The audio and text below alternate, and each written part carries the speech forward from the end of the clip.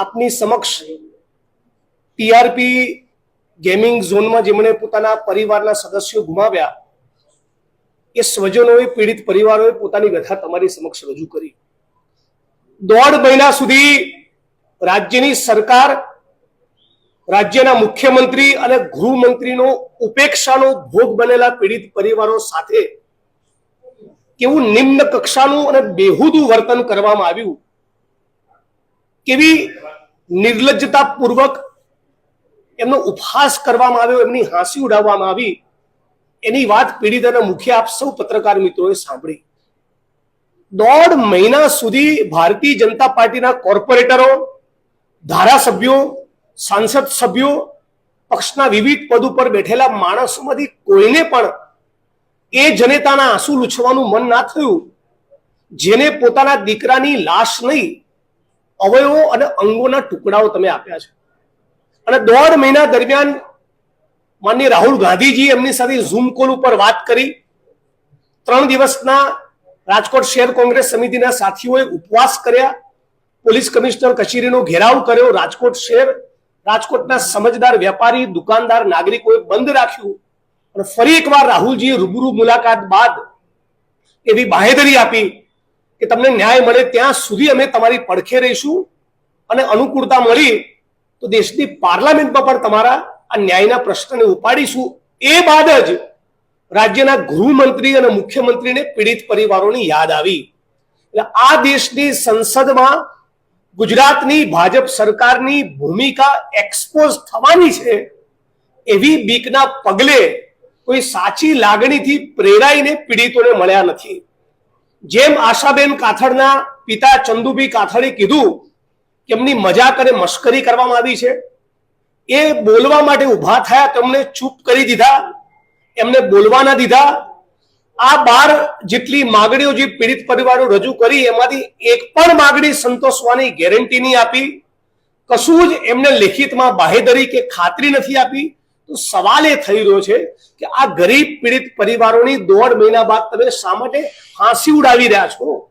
આ પીડિત પરિવારોની એટલી જ માગણી છે કે અમને નોન કરપ્ટ પ્રમાણિક અધિકારીઓ જોઈએ તપાસ ટીમમાં, વળતરની રકમ વધે, ફાસ્ટ ટ્રેક કોર્ટમાં એમનો કેસ ચાલે। શા માટે તમે હજી પીડિતોને આ પ્રમાણે વર્તન કરી રહ્યા છો? જે પીડિત પરિવારો 45 ડિગ્રીની ગરમીમાં રાજકોટ શહેર બંધ કરવા પત્રિકા લઈને રઝળવું પડે, એ પોતે જ પીડિત પરિવારો કહે પ્રમાણે રાજ્યની સરકાર માટે શરમનો વિષય હોવો જોઈએ। એટલે આ રાજ્યની સરકાર એ પીડિતોના મુદ્દે બિલકુલ પણ ગંભીર નથી। રાજ્યની સરકાર, ગૃહમંત્રી, મુખ્યમંત્રી એ પીડિતોને ન્યાય આપવા માંગતા નથી। એટલે ના છૂટકે અમે બધા એક નિર્ણય કર્યો છે અગાઉની જાહેરાત મુજબ કે આવનારા ટૂંક સમયમાં મોટાભાગે 1 ઓગસ્ટથી મોરબીથી શરૂ કરીને એક ન્યાય યાત્રાનો પ્રારંભ કરીશું। મારા સાથી લાલજીભાઈ એ મુદ્દે વિગતવાર વાત કરશે, પણ એ વચ્ચે એક નાનકડો મુદ્દો કહી દઉં કે ગઈકાલે ઉનાકાંડના 8 વર્ષ પૂરા થયા અને આજે સવારે ઉનાકાંડમાં ભોગ બનનારા વશરામભાઈ સરવૈયાનો મારી પર ફોન હતો કે નામદાર ગુજરાત હાઈકોર્ટના આદેશને પગલે 4 એસઆરપીના કોન્સ્ટેબલો, 4 એસઆરપીના જવાનો અને 2 કોન્સ્ટેબલો એમ 6 પોલીસ કર્મીઓનું જે રક્ષણ આપેલું એમાંથી કોઈ જ કારણ બતાવ્યા વગર અચાનક ગઈકાલે મોડી રાત્રે 4 એસઆરપીના જવાનોનું રક્ષણ હટાવી લીધું છે। હવે ઉલ્લેખનીય છે કે 1.5 મહિનામાં ઉનાકાંડનો ચુકાદો આવવાનો છે।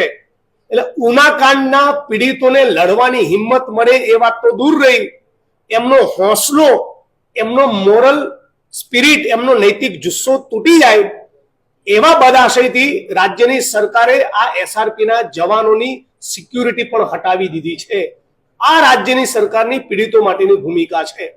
વધુમાં કેટલાક પત્રકારો જે સતત બોલ્ડ બનીને મજબૂતાઈથી આ મુદ્દા ઉપર લડી રહ્યા હતા, અગ્નિકાંડના મુદ્દે રાજ્યની સરકાર અને પોલીસની ભૂમિકાને એક્સપોઝ કરી રહ્યા હતા, એવા પત્રકારોની ઓફિસમાં પણ દરોડા પાડી ઓફિસ સીલ કરવામાં આવી છે અને રાજકોટના મીડિયાને પણ પોલીસ કમિશનર કચેરી દ્વારા બેન કરવામાં આવેલું।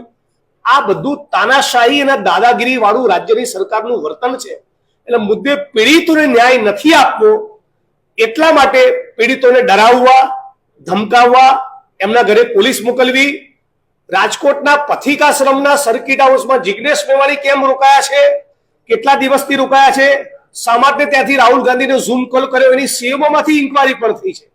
આ બધું દેખાડે છે કે રાજ્યની સરકારને પીડિતો માટે કોઈ જ લાગણી નથી બચી, ન્યાય નથી આપવા માંગતા, અને એટલા માટે અમે ન્યાય યાત્રાનો પ્રારંભ 1 ઓગસ્ટથી કરવાના છીએ.